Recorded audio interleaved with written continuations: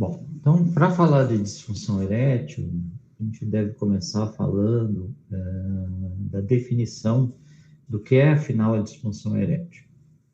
Classicamente, a gente define a disfunção erétil como uma recorrente incapacidade de ter ou de manter uma ereção adequada para uma atividade sexual satisfatória após um estímulo sexual.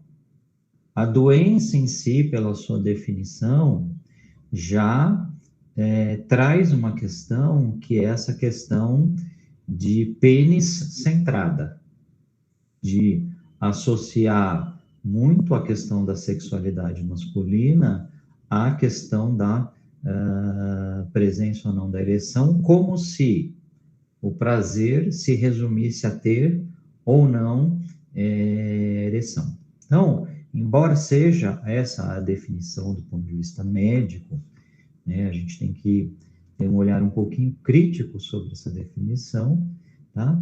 No sentido de ampliar a questão do prazer e a questão da sexualidade na vida do homem, né? E tentar tirar um pouco essa questão centrada do prazer e da sexualidade, única e exclusivamente sobre a questão da ereção. Em termos de prevalência, vocês vão ver que a disfunção erétil é extremamente comum no nosso meio, e esses dados epidemiológicos, eles batem com outros dados também internacionais. Então, a gente sabe que uma população de 18 a mais ou menos 70 anos, tá? 46% dos homens vão relatar algum grau de disfunção erétil. Então, nesse intervalo de 18 a 70 anos, né, a gente percebe o quão comum é essa questão de queixa de uma função erétil inadequada. É óbvio que, em proporções diferentes de gravidade, né, em torno de 30% relatam uma disfunção erétil mínima, 12% relatam uma disfunção erétil moderada e em torno de 2% uma disfunção erétil completa. Então, uma queixa muito comum entre os homens, quase metade dos homens entre 18 e 70 anos vão ter alguma preocupação em relação à questão da ereção. Quando a gente observa a prevalência ao longo da idade, a gente percebe realmente que acima dos 60 anos aumenta muito a prevalência da queixa de disfunção erétil e principalmente das suas formas graves, sendo entre 60 e 69 anos 4 vezes mais comum a queixa de disfunção erétil grave, tá? E até 6 vezes mais comum a prevalência de disfunção erétil grave acima dos 70 anos. Esse daqui é a curva de resposta sexual desenhada ou elaborada por Master e Johnson e modificada por Kaplan, tá? Então, a resposta sexual humana, ela envolve essas 4 fases principais: a do desejo, a de excitação, o orgasmo, seguido de uma fase de resolução. Essa curva, inicialmente, ela foi proposta por Oprah como uma curva de resposta sexual humana, tanto para homens como para as mulheres, tá? Os trabalhos dos últimos 20 anos propõem outras curvas de resposta sexual humana para mulheres, de uma forma mais circular, com outros fatores envolvendo essa resposta sexual, tá? Principalmente através dos trabalhos da Basson, de forma que a gente acaba usando muito essa curva que eu estou mostrando para vocês para os homens, tá? E a questão da disfunção erétil era tida como, em termos de classificação, né, como uma doença ou um distúrbio de excitação dentro dessa curva de resposta sexual masculina. Em termos de normalidade sexual, a gente sabe que a normalidade sexual ela depende de aspectos socioculturais, de aspectos biológicos e de aspectos psicológicos. Tá? Alterações da normalidade sexual de aspectos socioculturais a gente classifica como desvios, de funções biológicas como disfunções, tá? E de aspectos psicológicos como inadequações. Ora, falar de disfunção erétil, tá? Pressupõe, de novo, que a gente esteja diante de um problema essencialmente biológico, quando, na verdade, a gente sabe que isso não é totalmente verdadeiro, tá? Embora exista uma apresentação biológica, que é a incapacidade do pênis se enrijecer, tá? Por trás disso, tá? Existem outros fatores desencadeantes e que nem sempre são biológicos, tá? Por isso esse termo disfunção, às vezes, tá? Se a gente for ser mais crítico, às vezes ele pode ser um termo muitas vezes inadequado. Por quê? Porque a gente sabe que só 1/4 dos pacientes, né, tem disfunção erétil de causa orgânica pura. 75% dos pacientes têm disfunção erétil de causa mista ou psicogênica. Então, a grande maioria, 2/3 dos pacientes, vão ter disfunção erétil que não seja só de causa orgânica, tá? O que corrobora com, de repente, a gente tentar usar uma terminologia que não seja tão voltada para a questão biológica. Das causas orgânicas, para a gente saber, 40% delas são vasculares, tá? E 25% delas são por neuropatia diabética. E 15% são de causas secundárias ao uso de medicação, tá? 10% de causas neurológicas, 6% decorrentes de cirurgia ou radioterapia pélvica e 3% de causas endocrinológicas, tá? Isso é interessante porque as causas orgânicas, elas são uma minoria, as causas endocrinológicas são de todas as mais raras, né? E a maioria dos pacientes vem desejando, na consulta, que a gente dê para ele essa resposta, uma resposta orgânica e, normalmente, de disfunções hormonais, né? Então, muitos pacientes vêm justamente com a expectativa oposta daquela que é a epidemiologia, que são os quadros clínicos, né? Ele vem justamente querendo que você, de alguma forma, encaixe, ele dê uma resposta para ele, para dizer, olha, seu problema é físico, tome 3 dessas pílulas e seu problema vai estar resolvido, tá? Então, esse quadro é importante porque isso alinha expectativas quando você vai conversar com o paciente e mostrar para ele o quão raras, às vezes, são algumas causas hormonais, entre aspas, né, que ele normalmente associa como sendo alguma coisa muito comum. Tá? Para a gente entender um pouquinho da disfunção erétil, é importante que a gente entenda a fisiologia normal da ereção, tá? Então, a fisiologia normal da ereção, ela envolve diversos estímulos, tá? Até o pênis conseguir ficar ereto, tá? Você tem diversos estímulos agindo de maneira combinada no corpo do homem, tá? Então, você tem estímulos corticais, podem ser estímulos visuais, olfatórios, podem ser fantasias sexuais, então imaginação, tá? Podem ser estímulos táteis extragenitais.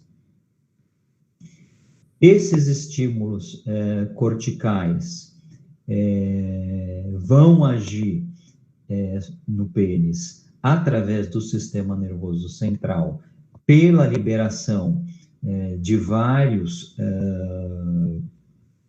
intermediadores do desejo sexual, como a melanocortina, a dopamina, a ocitocina e o ácido nítrico. Você vai ter estímulos somatosensoriais, principalmente os estímulos genitais e perigenitais, tá? Lembrar que o homem ele é muito pênis centrado e ele acaba anulando a sensibilidade corporal dele para outros estímulos, tá? A mulher ela já consegue ter uma sensibilidade corporal, uma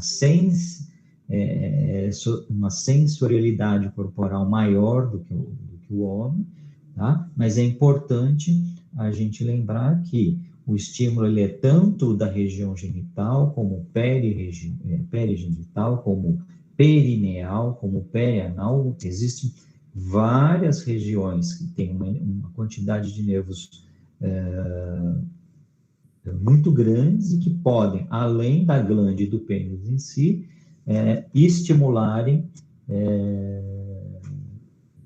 a ocorrência da ereção, tá? E você tem os sistemas simpático e parasimpático também agindo no sentido de ou promover a ereção ou de inibir a ereção, tá? O sistema simpático, sabidamente, é um inibidor da ereção, tá? Enquanto o sistema parasimpático é o sistema, principalmente através dos plexos pélvicos, tá? E dos nervos eretores ou cavernosos, o principal sistema estimulador da ocorrência da ereção. Do ponto de vista celular, é importante a gente lembrar como essa cascata de reações ela ocorre, tá? E ela se inicia justamente através dos nervos parasimpáticos, tá? Nas terminações nervosas parasimpáticas, há um influxo de cálcio através de potenciais evocados, tá? Esses potenciais disparam a canais de cálcio que se abrem nessas terminações nervosas, e a presença do cálcio dentro das terminações nervosas leva a um aumento da produção do óxido nítrico. O óxido nítrico ele consegue se difundir facilmente pelas membranas celulares, tá? E vai agir justamente no músculo liso, tanto dos vasos, como no músculo liso que envolve a estrutura dos corpos cavernosos. O músculo liso dos vasos cavernosos e a musculatura lisa dos corpos cavernosos, sensível à presença do óxido nítrico, vai fazer com que uma grande quantidade de GMP cíclico seja produzido a partir do GTP. É a conversão do GTP em GMP cíclico dentro da célula, tá? Que vai fazer com que as células se tornem permeáveis à entrada de cálcio intracelular. O influxo a saída do cálcio de dentro das células, o efluxo, a saída do cálcio de dentro dessas células é que vai provocar o relaxamento do músculo liso, tá? O relaxamento do músculo liso vai fazer com que ocorra vasodilatação arterial e abertura dos espaços sinusoidais, de maneira que os sinusoides dos corpos cavernosos se preencham e se enchem de sangue, e a pressão ali arterial cada vez mais vá preenchendo os espaços sinusoidais com sangue, provocando então a ereção. Existe uma enzima chamada fosfodiesterase 5, tá? Essa enzima é a que converte o GMP cíclico, tá? Que metaboliza o GMP cíclico e inativa justamente o GMP cíclico, que faz com que os canais de cálcio se fechem, tá? E aí você não tendo mais a saída do cálcio de dentro das células, o processo de ereção ele vai se inverter e o pênis vai detumescer, tá? Por que isso é importante a gente saber? Porque justamente são os inibidores da fosfodiesterase 5 que vão promover uma maior ação do GMP cíclico e com isso não só prolongar, mas potencializar uma ereção mais rígida, tá? A gente tem aí uma série de drogas, né? O Viagra foi a primeira delas, a sildenafila, e depois outras tantas vieram na sequência e que tem justamente a capacidade de inibir essa enzima que degrada a GMP cíclico e faz com que o cálcio não possa sair das células musculares lisas, tá? Existe uma ação do alprostadil, a prostaglandina tipo 1, tá? No sentido de provocar um aumento de AMP cíclico, que também contribui para o efluxo de cálcio e relaxamento muscular, e com isso também se torna uma outra droga, a gente vai ver, estimuladora da ereção. É importante que a gente lembre que a ereção ela acontece pelo preenchimento justamente dos corpos cavernosos, né? Então, se a gente fizer uma secção do pênis, a gente vai ver que existem 2 corpos cavernosos, cada um com uma artéria cavernosa e um corpo esponjoso, tá? É no corpo esponjoso que a gente tem a uretra, tá? Por onde vai ser eliminada a urina e o sêmen. Nos corpos cavernosos, no estado de flacidez, o que vai acontecer é que os espaços sinusoidais vão estar totalmente fechados, visto que a musculatura lisa está contraída e a ação simpática está ocorrendo quase que permanentemente. Uma vez que haja o estímulo sexual de níveis táteis, somatosensoriais, corticais, tá? Aí a gente vai ter toda aquela cadeia de liberação de óxido nítrico através do sistema parasimpático, tá? E aquela cadeia de produção de GMP cíclico que vai levar à vasodilatação das artérias cavernosas. A partir delas, os ramos helicinos vão banhar os espaços sinusoidais com sangue, a musculatura lisa dessas regiões também vai se dilatar pelo efluxo de cálcio, tá?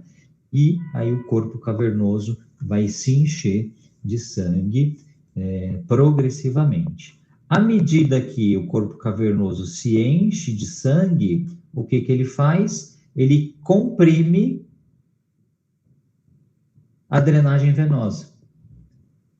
Então, tanto os ramos intracavernosos como os ramos perfurantes, emissores e circunferenciais são comprimidos pela própria dilatação do corpo cavernoso. E é esse mecanismo de compressão venosa que faz com que o sangue consiga ser represado dentro do pênis, mantendo, aí sim, a ereção por um tempo suficiente para que o indivíduo possa ter a relação sexual, tá?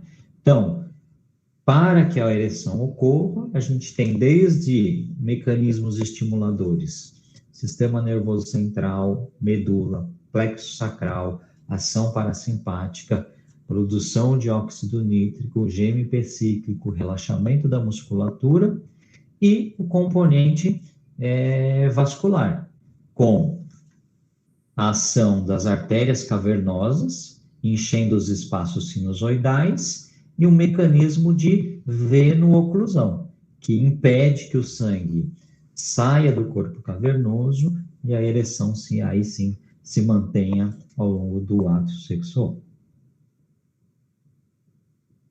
Ora, se a ereção é um mecanismo vascular, tá? Há de se considerar que exista uma ação dos mesmos fatores de risco de doenças cardiovasculares sobre a questão da disfunção erétil. E, de fato, tá? Quando a gente olha as causas orgânicas, a gente vê que quase 70% dos quadros orgânicos estão relacionados às mesmas doenças que levam à ocorrência de eventos cardiovasculares, seja infarto do miocárdio, seja acidente vascular cerebral. Tá? Isso porque o processo aterosclerótico, tá, desses fatores, relacionados a esses fatores, como hipertensão, dislipidemia, diabetes, tabagismo, obesidade, sedentarismo, tá, vão agir em todos os vasos, em todas as artérias do indivíduo. Tá? E a artéria cavernosa não vai ser diferente. Tá?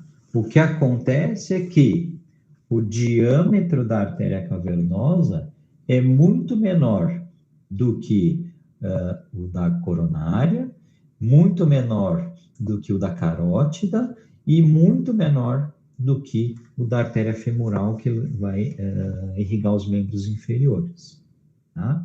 Então, hoje a gente sabe que esse processo aterosclerótico, ele vai acometer antes a artéria peniana do que as outras artérias maiores que podem levar a eventos cardiovasculares, né? Como a coronária e as carótidas internas. Então, um conceito que é importantíssimo quando a gente fala de disfunção erétil é saber que a disfunção erétil ela é um marcador de risco para eventos cardiovasculares agudos, tá? E que ela é um fator independente que aumenta em 25% a chance de um indivíduo vir a ter um evento cardiovascular. Então, o paciente que hoje chega no nosso consultório com disfunção erétil, tá? Ele precisa ser avaliado por um cardiologista também, a partir do momento que você achar que é uma disfunção erétil mista ou de origem orgânica, principalmente relacionada a aspectos vasculares. Se a gente olhar o risco da disfunção erétil para eventos cardiovasculares agudos, vocês vão ver que ela tem o mesmo peso que tem o tabagismo e que tem o histórico familiar para a doença coronariana. A disfunção erétil ela pode anteceder um evento cardiovascular agudo em 5 a 10 anos. Tá? E, portanto, todo paciente com DE deve, quando você suspeitar de disfunção erétil orgânica, ser avaliado e estratificado do ponto de vista de risco cardiológico. A gente sabe que um paciente com disfunção erétil, ele tem 20% de chance, tá, de já ter alguma obstrução coronariana, tá, com mais de 50% da luz. Do contrário, o paciente que já teve doença, que já tem doença coronariana com obstrução relevante, com mais de 50% de obstrução coronária, 60% deles têm disfunção erétil arteriogênica. Tá? Então, são doenças que se imbricam e que dividem os mesmos fatores de risco. Quando a gente avalia o paciente com disfunção erétil, tá? Então é importante sempre uma avaliação médica geral, né? Então a gente costuma brincar que o urologista ele é o mais clínico de todos os cirurgiões, tá? Por quê? Faz parte do nosso dia a dia cuidar da saúde do homem, olhando o homem mais do que uma próstata, um pênis, né? E tendo esse olhar de cuidado mais global para a saúde do homem. E a disfunção erétil, ela não foge a essa regra, tá?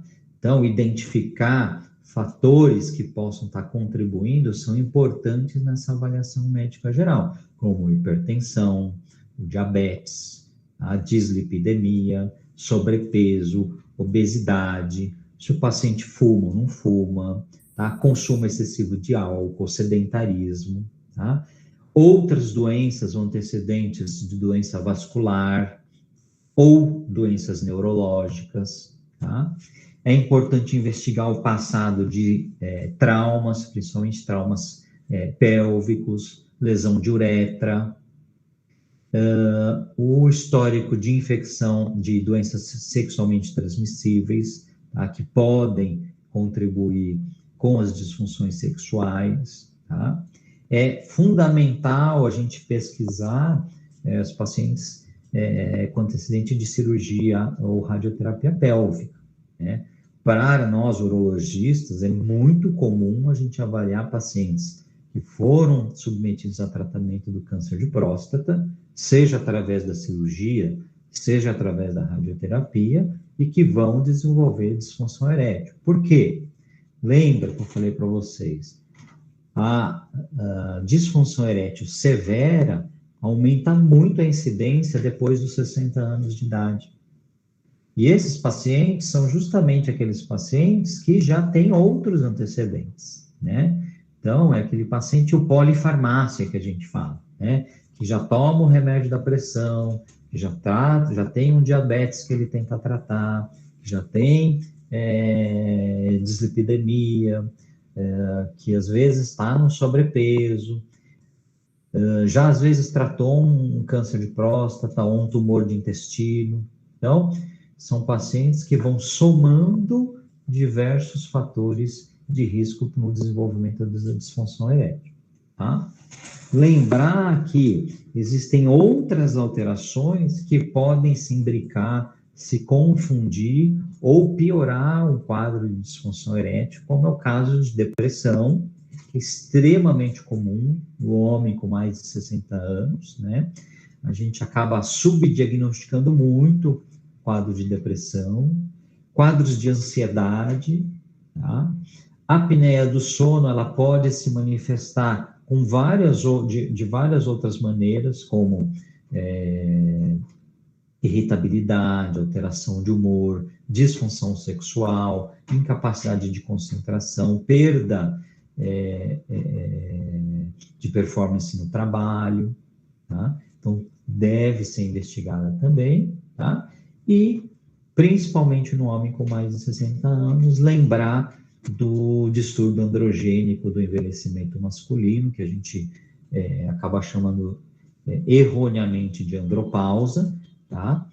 Mas popularmente de andropausa, e que também pode estar sendo o pano de ter aí como pano de fundo a disfunção sexual, principalmente a disfunção erétil. Em termos de questionários, existem inúmeras ferramentas que você pode utilizar para avaliar a questão da disfunção erétil, tá?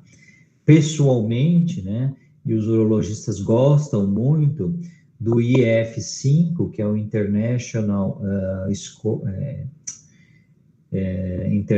Index of Erectile Function, e ele é o 5 porque ele é uma simplificação de um questionário maior, tá?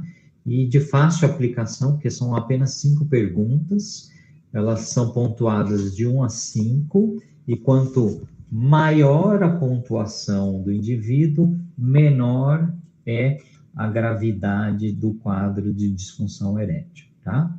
Coloquei, são perguntas bem simples, tá?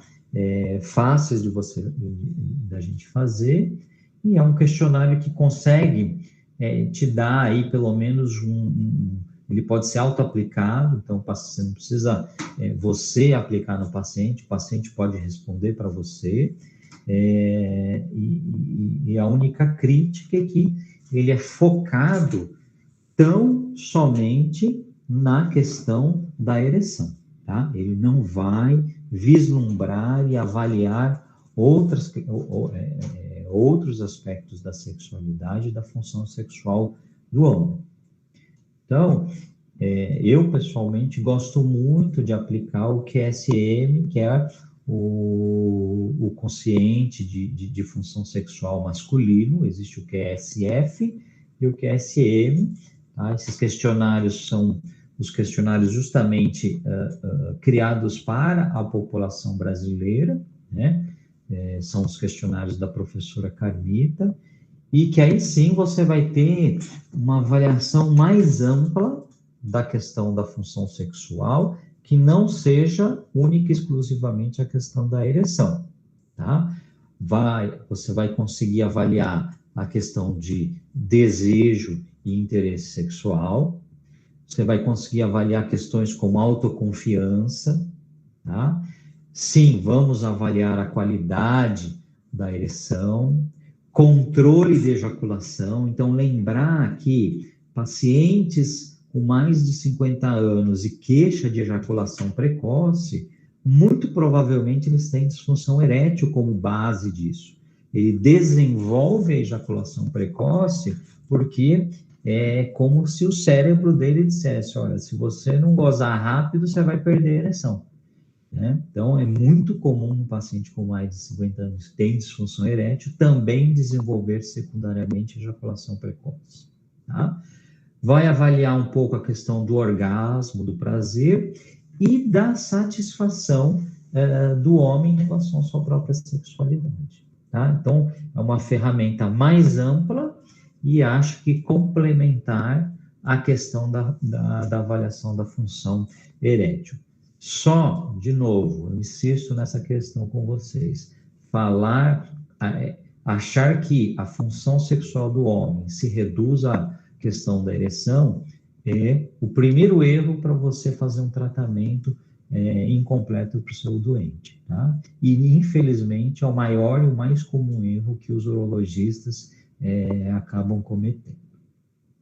O exame físico, óbvio, tem que ser feito um exame físico completo no seu paciente, tá? E no que tange a questão da função sexual, tá? E da disfunção erétil, procurar direcionar o seu exame físico em busca de outras doenças que podem estar associadas a esse quadro de disfunção sexual. Por exemplo, deformidades penianas. Um paciente que teve hipospádia na infância e múltiplas cirurgias para correção dessa hipospádia que levaram a múltiplas deformidades penianas, aí vai precisar ser endereçado de uma outra maneira. É um paciente que tem doença de Peyronie associada ao quadro de disfunção erétil. Então, a doença de Peyronie, o pênis ele fica encurvado, às vezes 90 graus, para cima, para baixo, para os lados, né? Então, às vezes a disfunção erétil não é por conta da incapacidade de ter ereção, mas é pela grande deformidade ou encurvamento que o pênis acaba tendo, tá? O exame da próstata também precisa ser feito, tá? Buscar sinais de disfunção endócrina ou de hipogonadismo ou de distúrbio androgênico do envelhecimento, né, que são o quê? Perda de pelos, tá? Perda de massa muscular, atrofia testicular, tá? Então, sinais de hipogonadismo também é importante que a gente pesquise, né? E status neurológico e cardiovascular, então, coisas básicas, como medir a pressão do seu paciente, palpar pulso, tá? Se ele tem se ele já tem diferença, por exemplo, um pulso femoral, provavelmente a artéria cavernosa dele, peniana, já fechou, tá? E outros sinais de doença cardiovascular.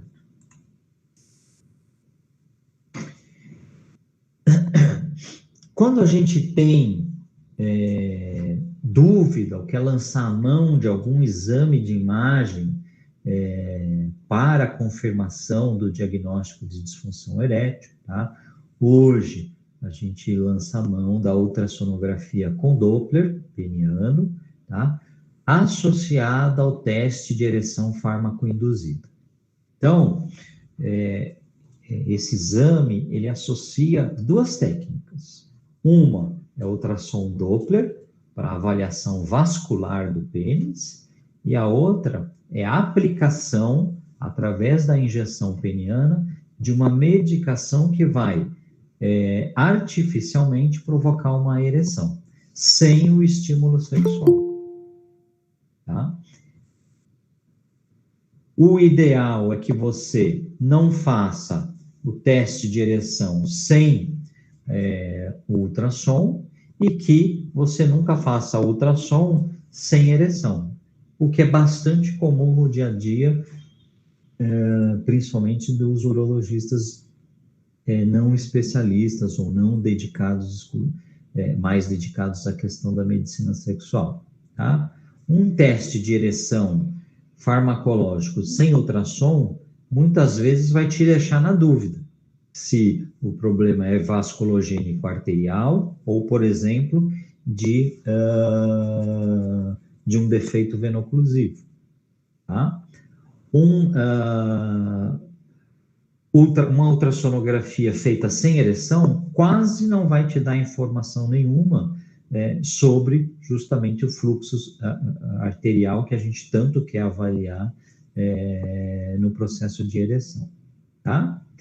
E o fato de você poder fazer o teste de ereção farmacoinduzida, tá? Já meio que te dá vai conseguir te dar uma ideia de titulação de uma possível dose para tratamento de disfunção erétil com esse tipo de medicação futuramente no paciente, tá? As principais hoje indicações da ultrassonografia são nas disfunções sexuais mistas, em que você suspeita de componente orgânico importante, tá?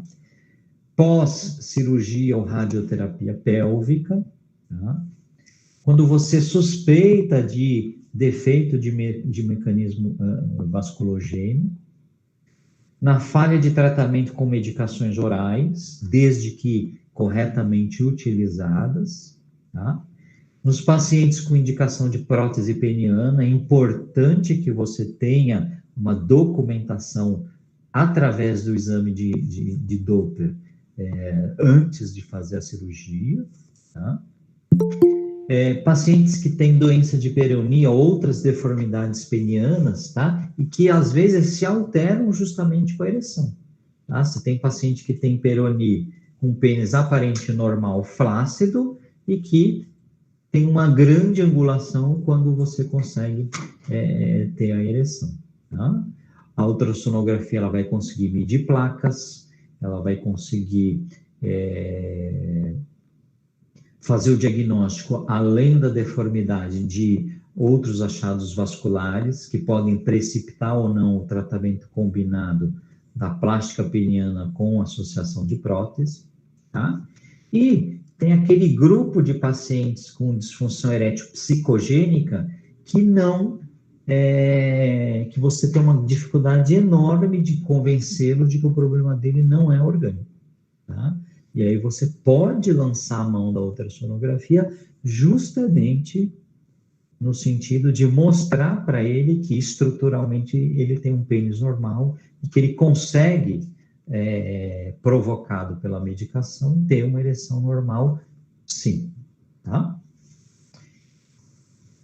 O Doppler, então, ele é feito com o pênis flácido, depois a gente faz a injeção do trimix e provoca uma ereção artificial no paciente e repete o estudo ultrassonográfico com Doppler aí com pênis ereto, tá?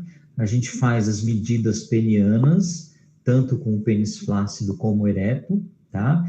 É importante fazer a medida peniana, porque tem paciente com disfunção erétil psicogênica, com baixíssima autoestima, que acha que o pênis é pequeno, que o pênis dele não serve para nada, e a hora que você faz a medida do comprimento flácido e do comprimento ereto, e mostra para ele as médias de medidas penianas normais na população, é uma informação objetiva que você está dando para ele poder trabalhar, tá? Quando você tem a curvatura peniana, a gente consegue medir ângulo, é importante para saber que tipo de técnica cirúrgica a gente vai utilizar, tá? A gente consegue fazer uma comparação da melhor ereção referida pelo paciente com aquela que a gente consegue durante o exame. Tá? Às vezes o paciente fala, a minha melhor ereção é nota 7. Aí a gente consegue, às vezes, uma nota 10. Tá? Ou o contrário, a minha melhor ereção é 6 e durante o exame não passa de 4. Tá? De medidas de rigidez axial, avaliação aí sim do Doppler, que vai fazer a avaliação das duas artérias cavernosas e de seus ramos, tá? E, finalmente, da competência do mecanismo de veno-oclusão, porque não adianta eu ter uma artéria funcionando bem, enchendo o pênis de sangue, se o mecanismo de veno-oclusão não consegue segurar o sangue dentro do pênis. Para terminar, vamos falar um pouquinho do tratamento. Então, o manejo da disfunção erétil, ele é sempre multimodal, tá? E a gente deve identificar e tratar as causas curáveis, reversíveis, tá? Por exemplo, paciente com distúrbio androgênico do envelhecimento. Então, muitas vezes você corrige o problema fazendo a reposição hormonal, tá? Lembrar que a disfunção erétil divide com as doenças cardiovasculares os mesmos fatores de risco. Então, atividade física aeróbica regular, cessação de tabagismo, tá? Hábitos de vida alimentares saudáveis, tudo isso você deve alinhar com o seu paciente. Não adianta ele vir tratar a disfunção erétil e continuar fumando 20 cigarros por dia, tá? Não adianta ele vir tratar a disfunção erétil e não perder peso, tá? E é desafiador, né? Hoje a gente tem especialistas em mudança comportamental dentro da medicina, tá? E um passo que é fundamental e que a gente acaba fazendo isso muito em terapia sexual, que é a questão de educação e aconselhamento, tanto do seu paciente como da parceria desse paciente, tá? A partir desta avaliação multimodal, é importante você identificar necessidades e expectativas do paciente, tá? É comum, às vezes, o paciente ter uma expectativa que é muito além daquela que qualquer tratamento real vai oferecer para ele. E aí você não pode oferecer um negócio para ele ou prometer um resultado para ele que é impossível da gente dar, né? Discutir sempre as decisões e voltar e avaliar cada decisão que for tomada, né? E, ao mesmo tempo, associar tanto a terapia sexual como o tratamento médico, clínico, propriamente dito.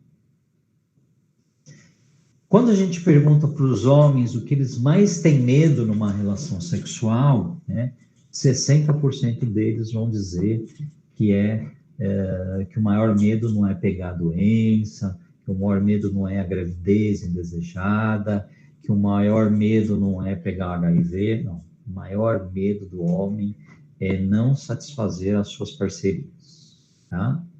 E por que isso, né? Porque a gente vive uma sociedade que ela é penocêntrica e ela é ereção-cêntrica, né? Então, o homem, ele é desde muito cedo, né, criado e educado de que o único papel dele é fornecer uma ereção e, a partir daí, produzir, oferecer prazer para sua parceria, né? Isso é uma visão tão simplista da sexualidade humana e principalmente da sexualidade masculina, né? E, e é uma coisa tão enraizada e tão limitante do homem no seu potencial sexual, né? E que justamente é mostrado por esse dado, né? Então, o homem, ele não está mais preocupado do que sentir prazer, ele está preocupado se ele vai ter uma ereção para satisfazer a parceira, né? E satisfazer a sua parceria, muitos homens têm esse conceito de que é chegar lá e bombar, bombar, bombar, e achar que isso está satisfazendo a sua parceria, né? Enquanto que, na verdade, tem outros tantos aspectos de relacionamento, de encontro, de prazer que não é penetração, né? Mas que é troca, que é carinho, que é cuidado, e que às vezes você, mesmo tratando o problema da ereção, você vê que a satisfação do casal não melhora, tá? Por quê? Porque às vezes a questão de ter uma melhor sexualidade não se traduz única e exclusivamente em ter uma ereção mais potente, tá? Então, a gente tem muitos aspectos e vícios sociais, né, que estão vinculados a esse padrão do homem só ter ereção, só ter penetração e ser com isso o fornecedor de prazer, tá? E existem vários modelos, né, do homem predador, do homem provedor, do homem sempre nunca numa posição de fragilidade, mas de domínio, de líder, de macho alfa, né? Isso se confunde muitas vezes com a questão do machismo, da misoginia, da questão de heteronormatividade, né? Então, o que a gente precisa é ter um olhar mais amplo de como abordar a questão da sexualidade do homem, tá? Pornografia, gente, é uma outra questão que precisa ser discutida com os pacientes e precisa ser jogado um pouco mais de luz quando o paciente chega para você com a questão da disfunção erétil, tá? Por quê? Porque, primeiro, a pornografia ela é extremamente viciante, tá? E a pornografia, ela consegue esse consumo excessivo que a gente tem de pornografia, né? A facilidade de acesso que se tem hoje à pornografia, e a forma como as coisas são mostradas, né? São sempre tem padrões muito bem definidos, né? Então são sempre corpos perfeitos, corpos sarados, pênis enormes, vaginas maravilhosas e, ao mesmo tempo, com muita violência, com muita dominação, com muita humilhação, com muita subjugação, principalmente da mulher, que está sempre numa posição de humilhação e de sendo dominada, né? E de violência mesmo. E quando o seu cérebro se acostuma com determinados estímulos, e quando você se acostuma com a liberação de dopamina e de esses neurotransmissores através do consumo de pornografia, gente, aí, minhas caras, fica muito difícil você, numa parceria genuína, ali frente a frente com a sua parceira ou com o seu parceiro, ter uma relação verdadeira, ter uma relação de curtir, porque aí é muito trabalhoso. É mais fácil que o cérebro fica pedindo ali de uma masturbação e uma ejaculação instantânea de 2 a 3 minutos, né? Então, a questão da pornografia, ela a gente vai falar sobre isso, o professor Breno vai falar bastante sobre isso numa outra aula, mas tem um papel central hoje contemporâneo nessa questão da disfunção erétil, né? Ela cria uma expectativa que é bonita nos filmes e que não tem nada a ver com a realidade das relações humanas verdadeiras, né? Então, a terapia sexual, ela tem um papel fundamental no resgate do homem com disfunção sexual, tá? Indivíduos que têm disfunção erétil têm um grande comprometimento de autoestima, tá? Têm relacionamentos interpessoais extremamente afetados, negativamente afetados, têm menos atividade sexual, né? Porque se escondem, porque têm medo, tá? E por incrível que pareça, né? Tem mais relações extraconjugais, tá? Mais queixas de falta de desejo e aquilo que eu falei para vocês, acabam desenvolvendo secundariamente também ejaculação precoce.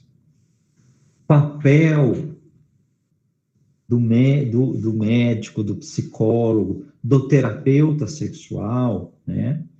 Acaba sendo de trazer um olhar de educação, de informação e de autoconhecimento para esses pacientes. A gente precisa ensinar o homem que prazer e sexualidade é muito mais do que ter um pinto duro, tá? E ficar metendo no parceiro, achando que com isso está fazendo um super papel, está sendo um garanhão, tá? Existem outras formas de você exercer a sua sexualidade, de você trocar com o outro de forma verdadeira, de forma muito mais profunda, intensa, do que simplesmente ficar procurando fazer com que o pinto fique mais duro ou menos duro, tá? É essencial que a gente faça a avaliação, conquiste o apoio e traga o suporte da parceria do paciente. É chegado um momento da consulta em que essa consulta ela tem que ser com os dois presentes, o paciente e a sua parceria, seja um parceiro ou uma parceira, seja quem for, tá? É importante que o paciente tenha esse suporte, esse apoio da sua parceria, e a gente consegue, através da terapia sexual, ajudar o nosso paciente a ter essa conexão melhor com a sua parceira. Comunicação entre parceiros, ela precisa ser trabalhada, né? As pessoas não se conversam, o marido não conversa com a esposa, o marido não conversa com o outro marido. Então, quando existe um problema sexual do casal, as pessoas tendem a jogar isso para baixo do tapete, porque existe muito tabu, vergonha, medo, tá? Então, trabalhar a comunicação do casal é importante e é papel da terapia sexual, tá? Existem inúmeras formas de exploração sensorial do corpo, tá? De a gente sair da questão da genitalização e procurar mostrar para os nossos pacientes que existem outras formas de estímulo erótico, de prazer, que não seja só glande pênis. Então, é importante que a gente mostre, abra o leque, né, amplie repertórios desses pacientes, no intuito de mostrar quantas outras opções ele tem para conhecer o corpo dele, da parceria dele, e entrar num outro nível de exploração da questão do prazer, da sexualidade, do sensorial com o seu próprio corpo e depois com o corpo da sua parceria, né? E sempre que necessário, né, a terapia sexual ela é muito focada para a questão sexual, tá? Mas às vezes você vai encontrar outras doenças que vão também precisar de um suporte psicoterápico ou psiquiátrico, e que aí você também tem que contar com outros profissionais te ajudando nesse sentido, tá? Então, um quadro de depressão grave, um abuso que foi cometido na infância e que vai precisar ser trabalhado, essas questões aí, elas vão ter que fazer parte de um trabalho psicoterápico mais amplo, né? Que foge, aí sim, do escopo da terapia sexual. Tratamento clínico pontual, tá, da disfunção erétil, tá? A gente costuma dizer que ele tem 3 linhas. A primeira linha é o tratamento com medicações orais, a segunda linha de tratamento são as medicações de uso injetável, intracavernosas, e a terceira linha é o tratamento cirúrgico, tá? O que a pílula representou para a mulher quando ela surgiu no século passado, separando a questão reprodutiva do prazer, né, e pôde dizer para as mulheres, olha, prazer é uma coisa e reprodução é outra, e ok, o seu corpo está preparado para as duas coisas, é isso que a pílula conseguiu mudar e revolucionar no século passado, né? E se tem alguma coisa que foi parecida com isso para o homem, foi o aparecimento das medicações orais para o tratamento da disfunção erétil, né? Os inibidores da 5-fosfodiesterase, até a década de 90, a gente não tinha absolutamente nenhuma opção realmente eficaz, né? E essas medicações mudaram totalmente o curso desses tratamentos, tá? Existem várias opções, tá? As mais utilizadas continuam sendo o Viagra, que é a sildenafila, tá? E a tadalafila, que é o Cialis, tanto nas formulações de uso diário como por demanda. As medicações injetáveis, né, intracavernosas, basicamente, a gente tem o alprostadil, que é a única droga aprovada pelo FDA para uso intracavernoso, tá? Que é uma prostaglandina 1, que vai agir justamente naquele AMP cíclico que eu mostrei para vocês, promovendo também o efluxo do cálcio e a dilatação dos corpos cavernosos, tá? O Bimix e o Trimix são combinações do alprostadil com outros vasodilatadores, como a fentolamina e a papaverina, tá? Essas são combinações formuladas, tá? Você deve fazer em farmácias especiais, porque elas são formulações que precisam ser produzidas de maneira estéril, já que elas vão ser de uso injetável, né? E a gente ensina aos nossos pacientes, tá, a fazer essa aplicação. A gente normalmente faz aí 20 minutos antes da relação sexual, tá? É mais um motivo e mais um ponto importante da realização do Doppler, porque a dose que você vai prescrever para o uso do seu paciente, ela pode ser já titulada durante a realização da ultrassonografia com Doppler, tá? Então, o paciente já sai do exame com a dose que ele vai utilizar, tá? E a terceira linha é a linha de cuidados cirúrgicos, tá? Que se resume à colocação ou implante das próteses penianas, tá? Existem basicamente 2 tipos, né, de prótese peniana, né? Vocês vão ver aqui a prótese peniana semirrígida e a prótese peniana inflável, tá? A diferença desses 2 modelos, tá? As próteses, elas são inseridas dentro dos corpos cavernosos, cada corpo cavernoso ganha um cilindro de prótese, tá? A prótese semirrígida, ela fica constantemente com o pênis esticado, tá? E como ela é maleável, quando o paciente, dependendo da situação social, não for utilizar para relação, ele consegue dobrar o pênis na sua base, tá? E embora ele fique esticado, ele fica numa posição que socialmente não se percebe a ereção peniana, tá? Com algumas restrições, não dá para usar uma sunga na praia, por exemplo, tá? Mas o índice de satisfação, tanto de pacientes como de parcerias com o uso da prótese semirrígida, é acima de 70%. Tá? As próteses infláveis, tá? Elas também são cilindros implantáveis dentro dos corpos cavernosos, tá?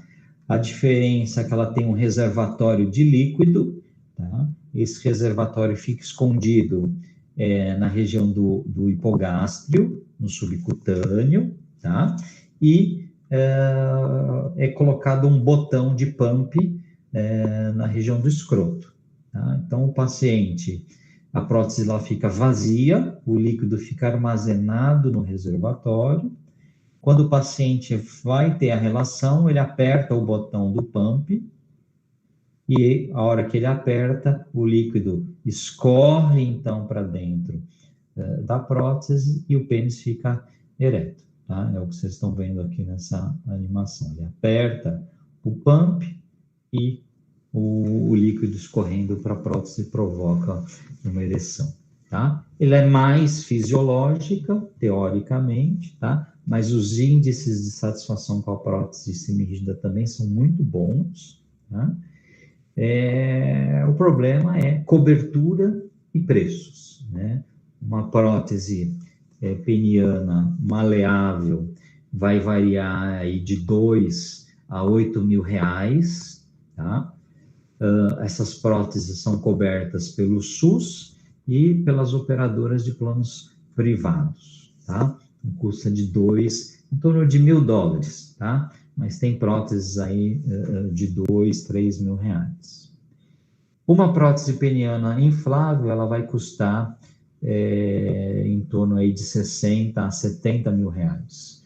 E a maioria dos planos não tem cobertura, e o SUS também não tem cobertura para esse tipo de prótese. Então, isso acaba limitando muito a utilização da prótese a pessoas,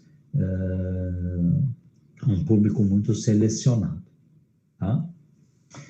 Então, para a gente encerrar, pessoal, lembrar que disfunção erétil é uma doença altamente prevalente no nosso meio, tá? Somente 1/4 dos pacientes tem causa exclusivamente orgânica, que explica o quadro de disfunção erétil, tá? A disfunção erétil é um fator de risco independente para eventos cardiovasculares, portanto, indivíduos com disfunção erétil orgânica ou mista têm que ser referenciados por um cardiologista para estratificação de risco, tá? O tratamento ele é sempre multimodal, envolve tratamento farmacológico, psicoterápico e de terapia sexual e de casal, tá? A terapia sexual individual e de casal ela é fundamental, tanto no sentido, e seja qual técnica for, tá? Existem inúmeras técnicas, inúmeros profissionais com inúmeras formações diferentes trabalhando com terapia sexual, tá? E ela é fundamental no sentido justamente de ressignificar o conceito de prazer e potência para os homens, tá? Ressignificar o que a gente hoje estuda bastante, e vamos falar muito disso, que são as diversas masculinidades, né? E resgatar o potencial sensorial do corpo e aumentar a comunicação e repertório dos nossos pacientes, tá? Queria de novo agradecer a presença de todos vocês, agradecer e parabenizar aí o Gustavo, a Marie, o pessoal da Liga de Psicologia de URO, tá? E aqui estão os meus contatos, fiquem absolutamente à vontade de entrar em contato comigo por e-mail ou através do Instagram, tá? E agradecer de novo aí a presença de todo mundo. Obrigado, uma boa noite. Muito obrigado, Dr. Fernando, pela aula. Fizeram algumas perguntas aqui no chat. E aí a Marie vai selecionar algumas para falar com o doutor. Ok, vamos lá. Então, doutor Fernando, fizeram uma pergunta aqui dizendo que essa pessoa, o ex-parceiro dela, usou Viagra por um tempo e depois ele começou a apresentar problemas cardíacos. Aí teve essa pergunta se o uso prolongado de Viagra pode trazer problemas cardíacos. Não, o uso do Viagra em si não é tóxico, não tem toxicidade cardiovascular, tá? O que acontece é que o Viagra, por ter uma ação vasodilatadora, ele potencializa outras drogas vasodilatadoras. Por exemplo, o paciente que tem doença cardiológica e usa nitrato. Tá? Então, você associar o nitrato com o uso do Viagra, você pode aí sim ter um evento agudo, tá? Mas ele por si só não é cardiotóxico, tá bom? Você pode usar, desde que o paciente...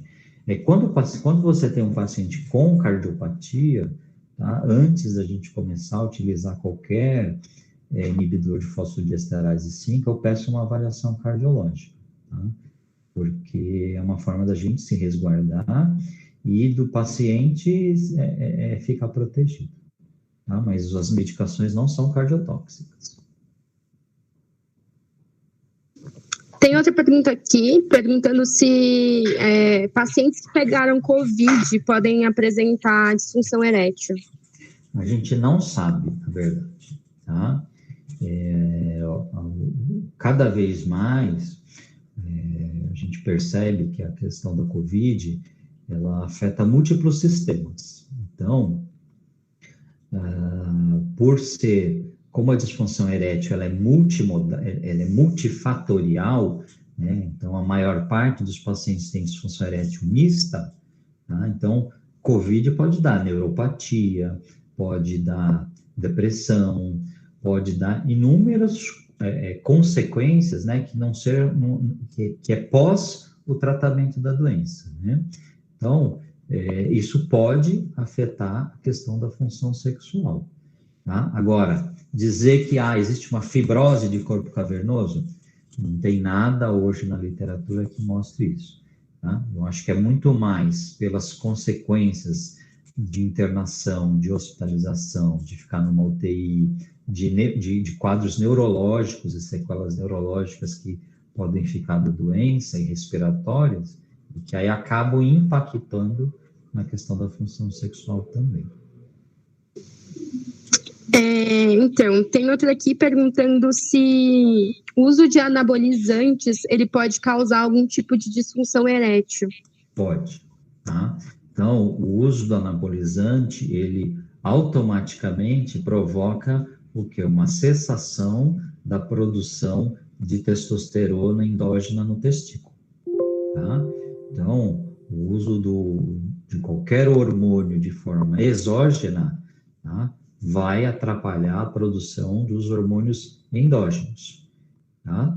E isso pode levar à disfunção testicular, isso pode atrapalhar a questão principalmente do desejo, tá? Então, é muito comum a gente ter paciente com queixa de desejo, porque hoje virou uma moda essa questão do que se chama de medicina do bem-estar, de medicina de esporte, e que, na verdade, acaba se usando muito o hormônio exógeno. Tá? Não pode. Tem uma outra pergunta aqui falando assim: em pacientes jovens, a causa da disfunção erétil é mais psicológica? Nesses casos, em pacientes mais jovens, também são usados medicamentos como o Viagra para o tratamento? Sim, o paciente, quanto mais jovem, em geral, maior é o impacto da questão psicogênica. Tá? Então, da mesma forma que um paciente com mais de 50 anos vai ter que triar muito as causas orgânicas, no paciente mais jovem, o papel do fator psicogênico é muito mais comum, muito mais frequente. tá? O fato de ser disfunção erétil de origem psicogênica não impede a gente lançar mão das medicações orais, tá? Durante o tempo de trabalho psicoterápico ou com terapia sexual, tá? Para você quebrar o ciclo, muitas vezes, de ansiedade de performance, você pode lançar mão de medicação de inibidor de fosfodiesterase 5, tá? Às vezes, você pode fazer trabalhos corporais, sensoriais, tá? Então, existem vários outros pessoas, por isso que eu falo tanto, insisto tanto no tratamento multimodal, multiprofissional, né? E quando a gente trata da questão sexual, você tem que estar muito aberto a outras formas de tratamento que, para nós médicos, né, a gente é meio careta, a gente é muito convencional, né? Mas quando a gente começa a estudar a sexualidade, você vai entrando em contato com inúmeras pessoas, com outras linhas de trabalho, e que podem ser tão eficazes quanto, às vezes, a medicação. Mas pode, tá? Eu uso com frequência, mas tudo combinado, e você já estabelece bem claro para o paciente que é por um tempo determinado, tá? Que isso ele não vai usar para sempre na vida dele, né? E que tem data para você tirar a medicação. Como a gente recebeu bastante pergunta, eu só vou fazer mais duas, porque o nosso tempo está meio apertado. Aí a gente selecionou algumas para perguntar. Tem uma aqui que é sobre o risco de perda auditiva com a medicação Viagra, etc. Se tem esse risco. O maior risco do Viagra, mais do que riscos com perda auditiva, existem trabalhos mostrando a associação de lesão, de piora de pacientes com glaucoma utilizando Viagra. Mas são coisas muito raras, tá? Os efeitos colaterais da medicação, e é importante você dizer isso para o paciente, no geral, eles são transitórios e são absolutamente reversíveis. Essas medicações são super seguras, tá? Então, cefaleia, ficar com a orelha vermelha, nariz entupido, e você deve orientar esses pacientes, porque senão ele acha que ele está morrendo, que o nariz dele entupiu, a boca está vermelha, a orelha está vermelha e está morrendo. Não, tá? São efeitos colaterais esperados desses vasodilatadores. Tem mais uma aqui, a última, né? Perguntando se a utilização de Viagra desde jovem, durante a atividade sexual, pode acarretar em uma disfunção erétil. Uma pessoa que teoricamente não tem tanta necessidade e usa por muito tempo desde jovem. Então, esse é o outro lado da moeda, né? Então, hoje, o fato de você ter acesso fácil a essas medicações, né, torna o uso dessas medicações que a gente chama de uso recreativo, tá? E o problema disso é que realmente você pode desenvolver uma dependência. É igual consumir pornografia, né? Então, da mesma forma que você programa o seu cérebro para sempre ter aquela resposta rápida, aquele gozo rápido, e aquela saciedade que você atinge rapidamente consumindo pornografia, programar você que é jovem, não tem doença nenhuma, tem uma ereção normal, para ficar tomando remédio, e ao invés de ter uma ereção que seja 10, ser 12, tá? Ou ficar numa noitada, tendo várias relações com várias pessoas diferentes,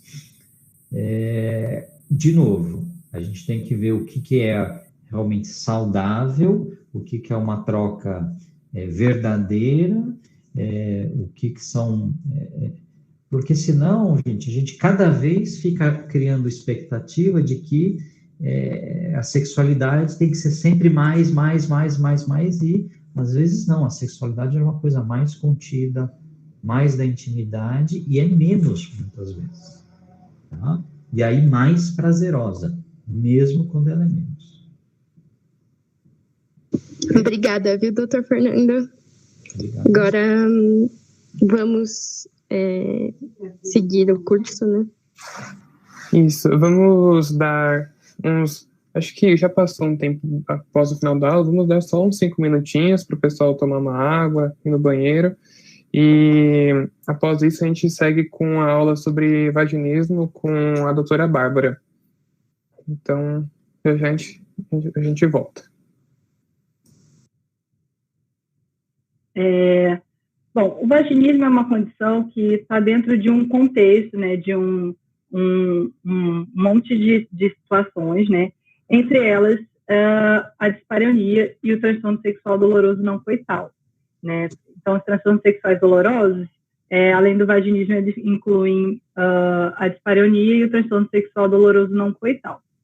E quando o DSM-4, né, que é o manual de diagnóstico... Eu acho que a doutora não está compartilhando os slides ainda. Deixa eu ver aqui. É no próprio Google, apresentar agora. Aí. Ah, tá. Aí embaixo. A tela inteira. Isso. Deixa eu ver aqui.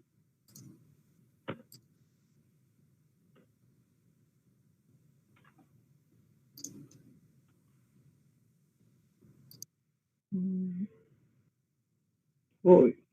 Acho que foi. Deixa eu ver se agora vai.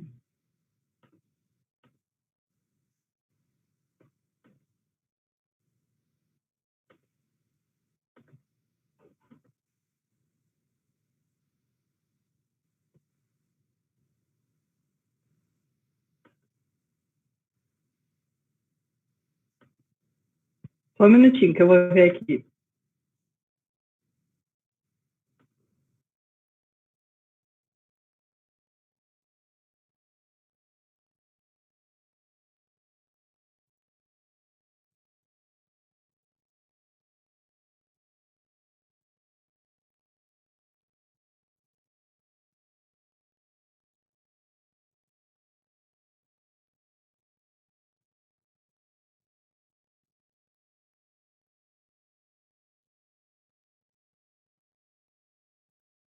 Acho que agora foi, né?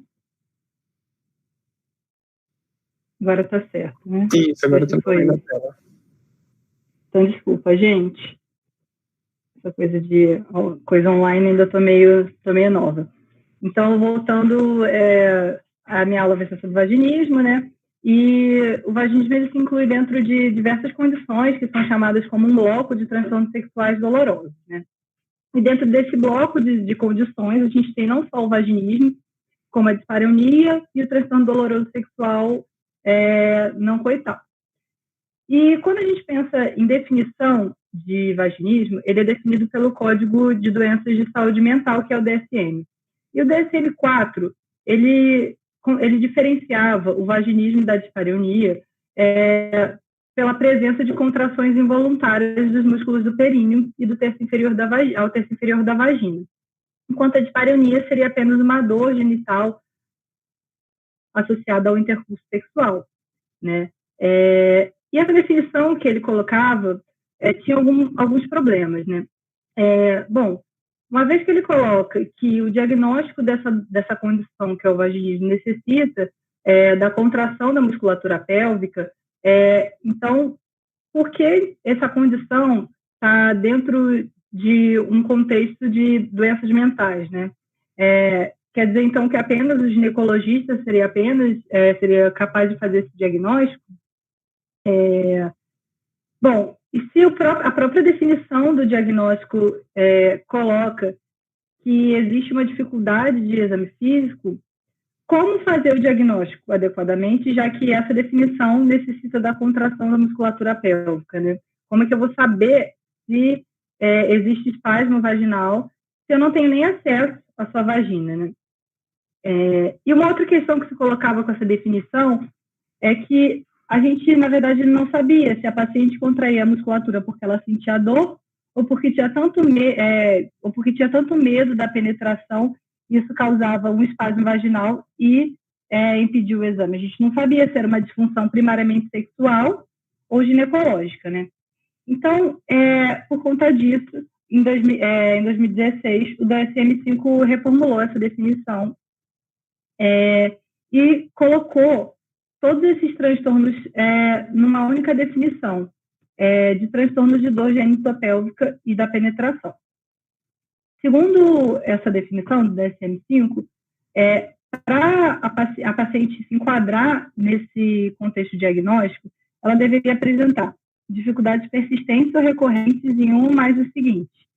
Seria a penetração vaginal durante o intercurso sexual, a dor pélvica ou vulvovaginal intensa durante o intercurso ou tentativas de penetração vaginal. Ela deveria ter intenso medo ou ansiedade em relação à própria dor pélvica ou em antecipação a ela durante ou como resultado da penetração vaginal. Ou intensa tensão da musculatura do assoalho pélvico durante a tentativa de penetração vaginal. Se ela tivesse um ou mais desses sintomas por um período acima de 6 meses que causasse sofrimento pessoal significativo, pelo DSM-5, a paciente já poderia ser classificada como uma portadora de transtorno de dor genitopélvica e de penetração. É óbvio que a definição lançada pelo DSM-5 causou uma série de divergências, né, por colocar no mesmo saco de doenças uma série de transtornos de dor pélvica. Mas é a definição mais recente, então, na verdade, é a que deve ser usada atualmente. Bom, e do que a gente está falando, na verdade, quando a gente quer falar, né, do vaginismo? As estatísticas brasileiras mostram que essa condição ela afeta cerca de 17,8% das mulheres com dor na relação sexual. E, mundialmente, a gente tem uma estatística que varia em torno de 5% a 17%, o que é um intervalo bastante amplo, né? O que a gente pode inferir dessa situação é que, na verdade, a gente não tem a dimensão real do problema. Primeiro porque, nesses estudos que foram feitos, eles pegaram uma proporção muito pequena da população. Segundo, porque a gente sabe que existem dificuldades diagnósticas na formação médica quanto a essa condição. E terceiro, que é extremamente difícil definir de forma adequada, encaixar a paciente num critério diagnóstico, visto que a última definição lançada é uma definição totalmente que generaliza, né, diversos transtornos de dor pélvica. Bom, e como que a gente pode diagnosticar, né, essas pacientes em que a gente suspeita de vaginismo, né? Inicialmente, a gente deve colher uma história adequada, né? E se torna muito importante, nesse contexto, a história médica e psicossocial da paciente. Associada a isso, existem alguns questionários que são validados já no Brasil, que é o Índice de Função Sexual Feminina e o Vaginal Penetration Cognition Questionnaire, que eles ajudam a gente conseguir ter uma real dimensão do problema, né? Então, esse box de questões que veio nesse artigo de 2014 é bem interessante, porque ele resume algumas coisas essenciais a serem perguntadas na história médica e psicossocial da paciente. Se ela está num relacionamento, se ela é sexualmente ativa com seu parceiro, se durante essa relação sexual a penetração é possível, e se é possível, ela é dolorosa, a dor é apenas na penetração, ela se sente ansiosa com o pensamento de penetração, enfim, e outras perguntas que podem guiar o seu exame adequadamente. Além disso, tem esses 2 scores que eu falei, que o índice feminino de função sexual, né, em que ela pode escolher respostas que vão variar de 0 a 5, de acordo com a intensidade dos sintomas, e aí, após o preenchimento desse questionário, é calculado um score que pode predizer, pode auxiliar, né, na predição da função sexual. E também esse questionário que ajuda a orientar a respeito de dor sobre a penetração vaginal. Também é um score que a paciente consegue dar score de 1 a 6, né, em que 6 seria, em que a pergunta seria extremamente plausível, e 0 que não se aplicaria ao caso dela, como, por exemplo, eu estou assustada que a minha vagina é muito estreita para penetração, e ela pode preencher de 0 a 6, no final é calculado um score que vai também auxiliar a gente a poder direcionar mais o nosso diagnóstico, né? Muito importante no nosso diagnóstico clínico é excluir outras causas médicas que são responsáveis por dor pélvica, né? Como herpes e líquido-escleroso, né? Então, é importante que a gente tenha atenção a diagnósticos diferenciais. Além disso, a gente tem que colher uma história adequada para conseguir esclarecer a história de penetração da paciente, a quantidade de dor que ela sente e como ela fica ansiosa com essa dor, né? E talvez aqueles scores sejam uma forma mais direta, né, de mensurar esse grau, né, de ansiedade. A dor e a ansiedade, elas são avaliadas pelo paciente também com uso de tampão, aplicador com ponta de algodão, dedos, próprio exame ginecológico, os dilatadores vaginais e as relações sexuais. Então, a comparação com essas situações pode fornecer um parâmetro bom, né, de dor e ansiedade. É frequente que durante o exame, na literatura é assim descrito, que a paciente se refira à relação sexual e a penetração como um bater numa parede de tijolos, é exatamente assim que eles colocam, né? Ou então como a sensação de que durante a penetração não existe nenhum buraco lá embaixo, tamanha a angústia e a dor da paciente com essa situação. E a primeira pessoa que relatou, né, na literatura o vaginismo foi o James Marion Sims, em 1862. E obviamente, eu não vou ler tudo que ele descreveu no exame físico, mas eu acho extremamente interessante notar, principalmente, a descrição dele de dor e de angústia, as sensações físicas e a resposta verbal da paciente em relação ao seu exame físico, né? Mostrando realmente que existe uma contração que seria difícil de superar para poder fazer um exame físico, né? E, em relação a isso, o que a gente deve esperar ao examinar uma paciente com vaginismo, né? O exame físico ele é essencial, como eu já falei, a gente tem que excluir causas ginecológicas de dor pélvica ou até mesmo não ginecológicas, né? Então, ele é essencial e não necessariamente eu vou conseguir fazer ele logo de cara. Eventualmente, eu vou necessitar de várias consultas antes que a paciente esteja pronta para ser examinada. E aí existe uma questão clássica, né, que é a relação entre o tônus da musculatura pélvica e o diagnóstico de vaginismo, né? Existe essa relação, então eu conseguiria fazer esse diagnóstico, por exemplo, com uma eletroneuromiografia ou com qualquer outro exame objetivo de avaliação de contratura pélvica, e a maioria dos estudos mostrou que não. Tanto a avaliação subjetiva quanto a eletroneuromiografia não foram suficientes para poder diferenciar aqueles grupos de mulheres com e sem vaginismo. Então, e isso pode estar relacionado também pela falta de consenso sobre a musculatura responsável por esse espasmo. Então, como que eu vou avaliar a contratura se eu não sei sequer qual é o músculo responsável? Eu sei todos os músculos que estão ali na pelve, entretanto, eu não sei quem está causando esse espasmo vaginal, né?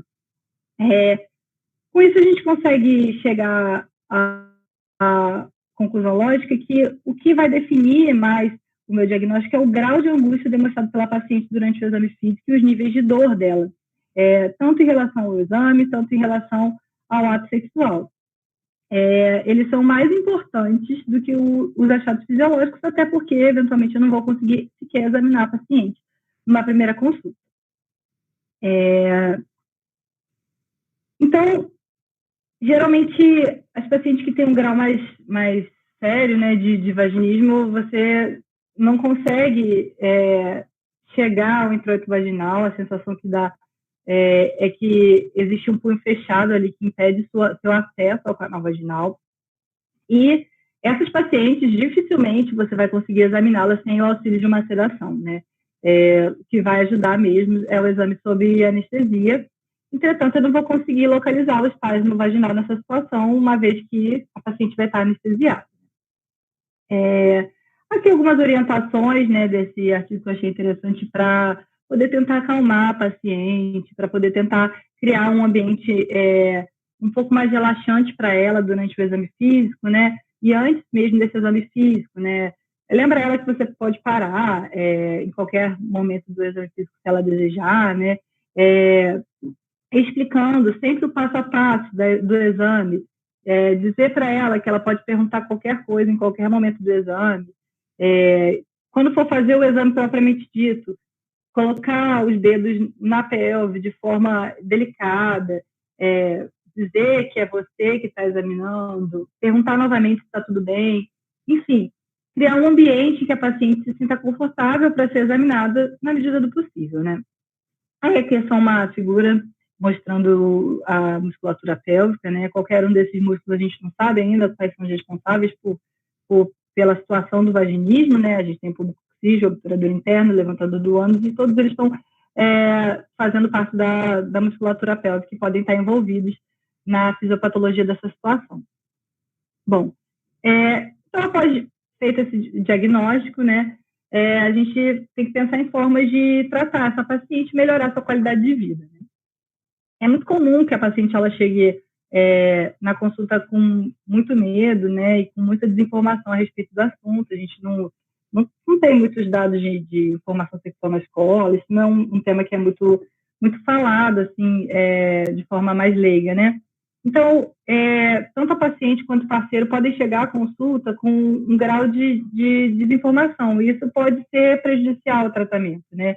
A gente sabe que os trabalhos mostram que a maior parte das pacientes que apresentam essa condição geralmente vem de famílias mais repressoras sexualmente, ou de culturas em que a sexualidade é um tabu. E, enfim, o primeiro passo do tratamento, de fato, é informar o casal, né, sobre o que é essa disfunção, como ela ocorre, e deixar claro que existem tratamentos disponíveis que podem estar melhorando a qualidade de vida do casal.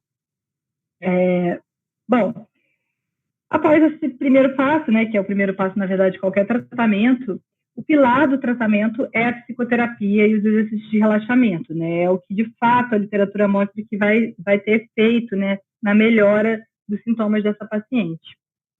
É muito importante colocar que a psicoterapia e os exercícios de relaxamento, eles devem ser realizados juntos, né? Porque a gente não consegue excluir um componente psicológico e um componente físico nessa condição, né? A gente sabe que são fatores interrelacionados e que o tratamento ele só acontece de maneira eficaz quando esses dois fatores estão sendo realizados em conjunto.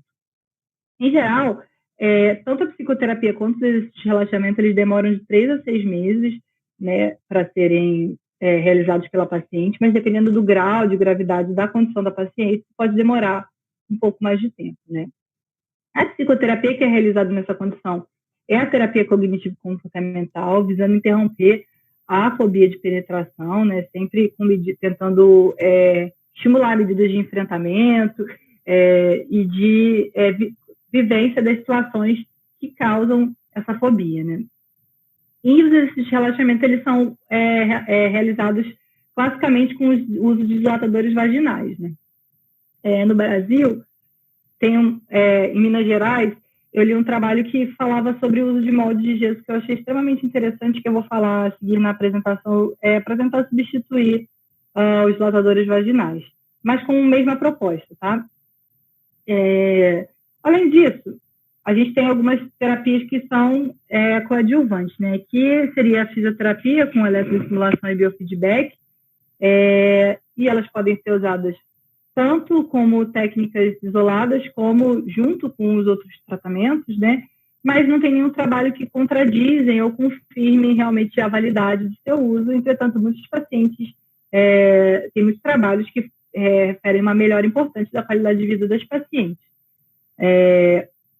Além disso, a toxina botulínica, né, que é feita uma injeção vaginal, ela normalmente é feita quando tem falha nos outros tratamentos.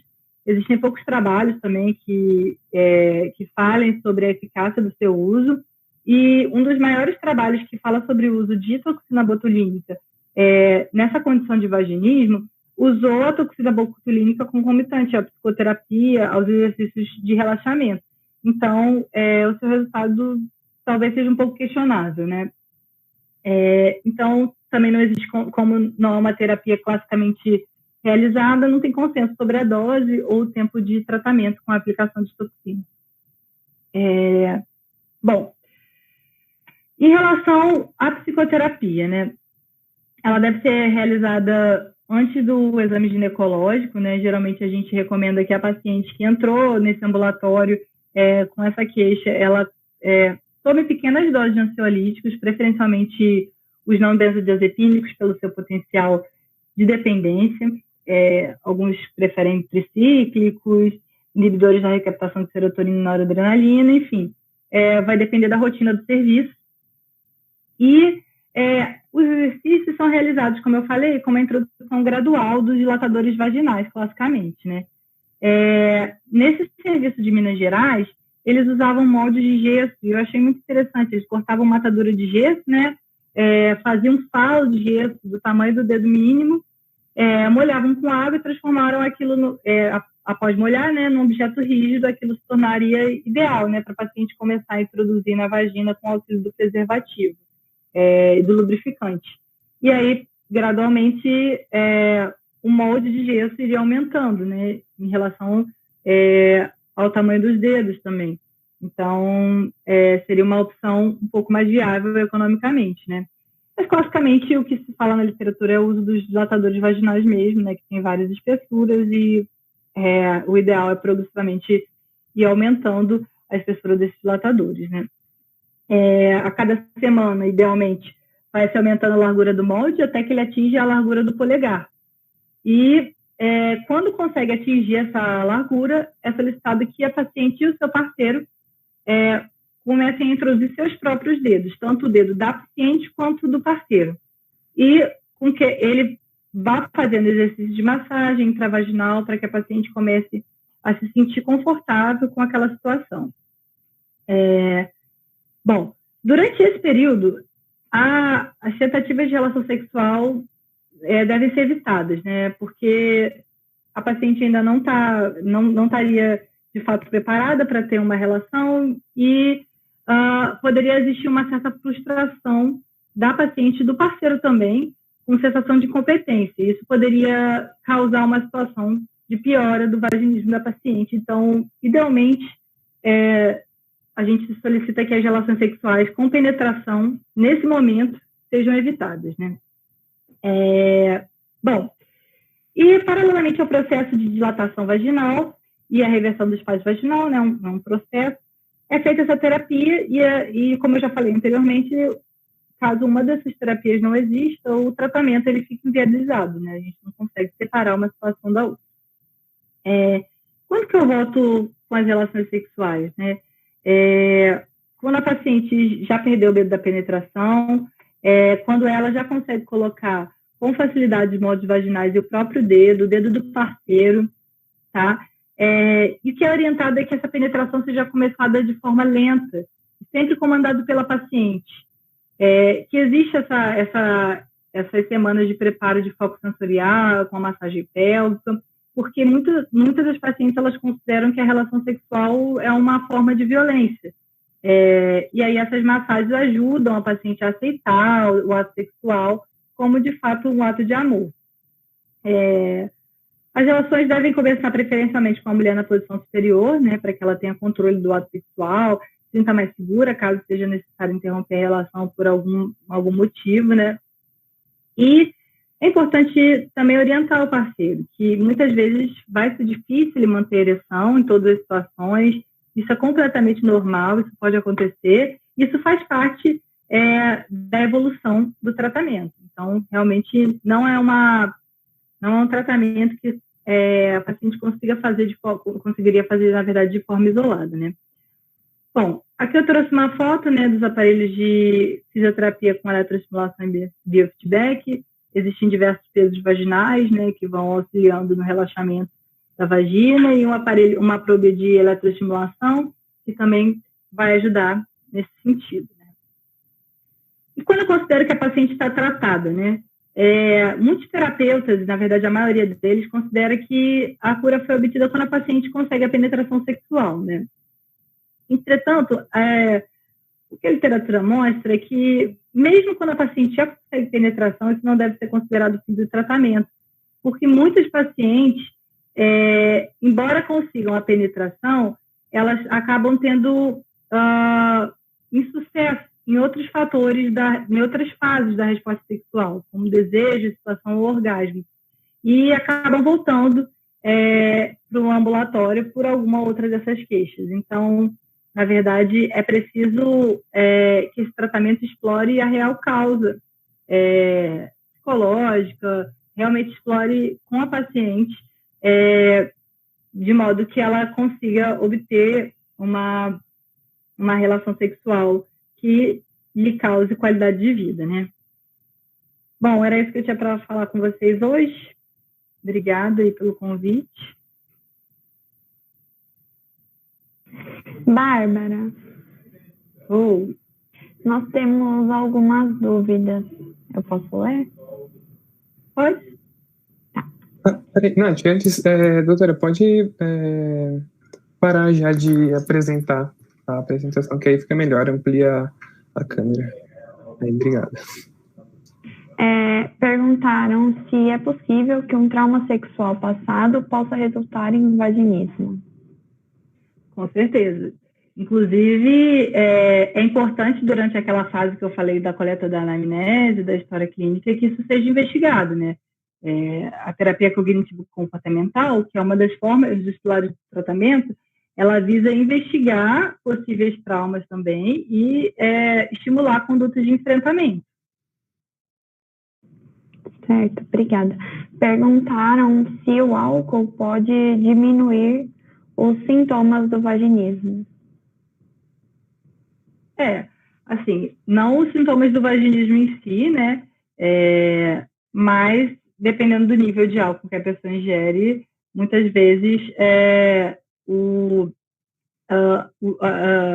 a resposta motora dela vai ficar um pouco inibida, por isso ela vai ter mais dificuldade de ter um espasmo adequado, mas não seria uma forma de tratamento de maneira alguma, ou de reduzir isso, né? Certamente a paciente, tem paciente que tem vaginismo, eu tive uma paciente uma vez, ela tinha vaginismo e ela sofreu uma relação de abuso sexual, e ela estava alcoolizada, né?